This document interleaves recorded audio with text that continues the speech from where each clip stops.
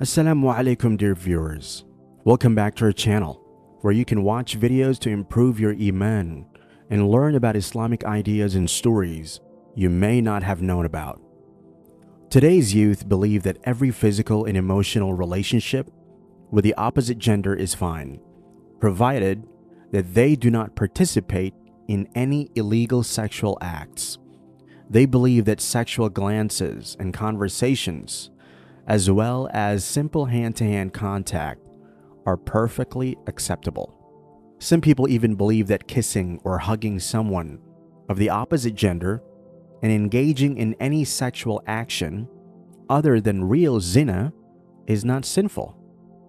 Really, this is the degree of ignorance that currently plagues society, including in Muslim communities. So what is the truth behind this claim? Does the Quran mention of zina only pertain to actual illegal sexual activities? What is zina?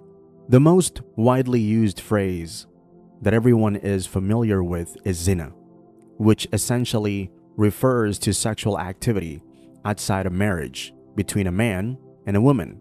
The statement that a man and woman must be married before engaging in such relationships implies that they should be wed to each other and thus should not be used as a justification for allowing extramarital affairs. In Islam, zina is one of the major sins and requires punishment if proven guilty by the Sharia court. This is such a grave sin that it is said that while a Muslim is committing this sin, his faith is not within his heart. Ibn Abbas reported, "The Messenger of Allah, peace and blessings be upon him, said, the servant does not commit adultery while he is a believer. He does not steal while he is a believer. He does not drink wine while he is a believer. He does not murder while he is a believer." Ikrimah said, "I said to Ibn Abbas, how is faith taken from him?" Ibn Abbas said, "Like so," and he clasped his fingers together and separated them. "If he repents, it returns like so," and he clasped his fingers together. What is zina of the eyes? Now the hadith we just discussed relates only to the literal sense of zina.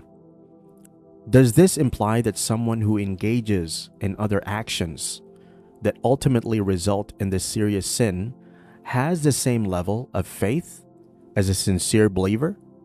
This is obviously not true, because actual zina could never have occurred if zina of the eyes had never happened. But what is zina of the eyes? Most of us are unaware of this word, despite the fact that there are several dangers associated with it.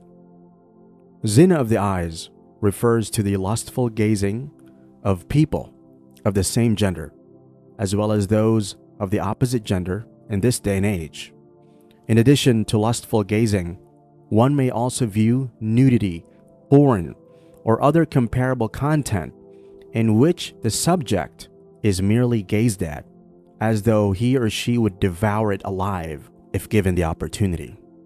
Any sight that triggers your reproductive hormones and renders you uncontrollable falls under the umbrella of zina of the eyes.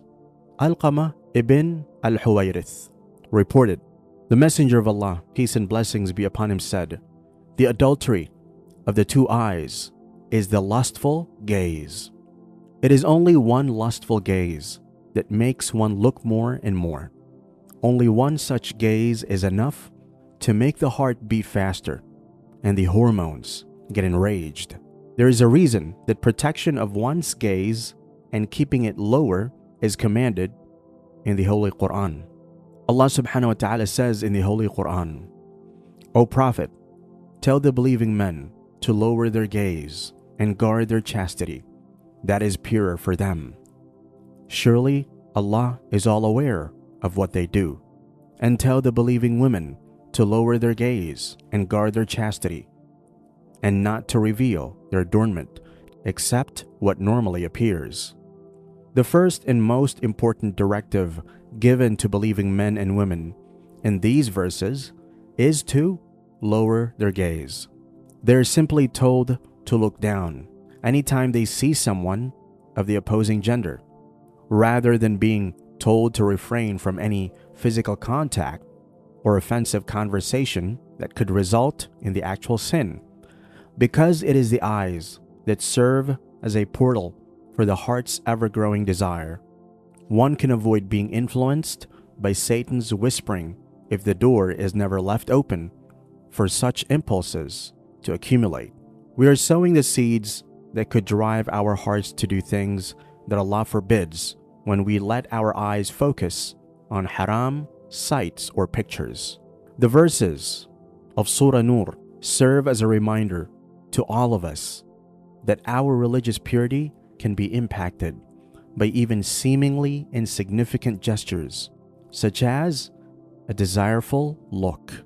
It is true that it is nearly impossible to avoid communicating with people of the opposite gender in this day and age.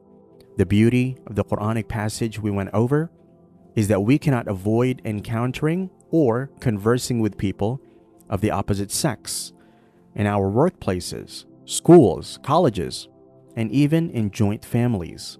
In the verse from the Quran, Allah does not tell us to avoid talking to people of the other gender and to treat them as though they do not exist.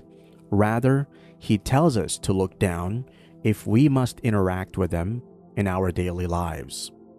Although it is best to avoid making contact with them, if you must, because of the situation, lower your eyes and communicate whatever information needs to be said. Furthermore, lowering your gaze does not simply entail looking down and being unrestricted by any other limitations. It is not only an eye movement. Because many people may misunderstand this sentence and believe that it permits inappropriate behavior and laughter while dropping one's gaze. However, this is not the true meaning of lowering your gaze. Lowering your gaze not only means that one must not look at the face of the opposite gender while contacting them, but it also means lowering the gaze of your heart and protecting it from any such action that may lead to inappropriate behavior. Lowering the gaze isn't just about avoiding harm. It's about purifying our hearts and maintaining modesty. Protecting our gaze strengthens our connection with Allah and prevents us from falling into deeper sins. This also applies to watching erotic or explicit videos or other obscene songs that cause one's hormones to spike and make him desire to watch more and more of them. Our bond with Allah is protected when we guard our eyes. Allowing haram pictures or such filthy content to enter our minds hardens our hearts and increases the appeal of sin. An addiction to wicked thoughts might develop from what begins as a harmless gaze, progressively separating us from Allah. Allah made our hearts pure. It is our responsibility to preserve that purity by being careful about what we let into our hearts and brains. By lowering our eyes, we gain a clean, calm, and compassionate heart in addition to avoiding sin. Practical tips to guard against zina of the eyes. Avoid harmful environments. In today's world, it's easy to be exposed to inappropriate visuals, whether online or in person. Avoid going to places or visiting websites that might expose you to haram images. If we create an environment that limits temptation, we can keep our hearts safer. Seek Allah's help. Always make dua, asking Allah to help protect your eyes and heart from what's forbidden. Allah is our greatest support in times of struggle, and He loves it when we turn to Him for guidance. Engage in remembrance of Allah, keeping your mind busy with prayer, dhikr, and seeking beneficial knowledge fills your time with purpose. When we immerse ourselves in remembrance, our desires to look at haram things weaken, and we strengthen our spiritual focus. Reflect on the temporary nature of this world. Remind yourself often that what we see in this world is temporary, while the consequences of our actions are everlasting. The fleeting moments of this life are nothing compared to the eternal life we are preparing for. Keep your company clean.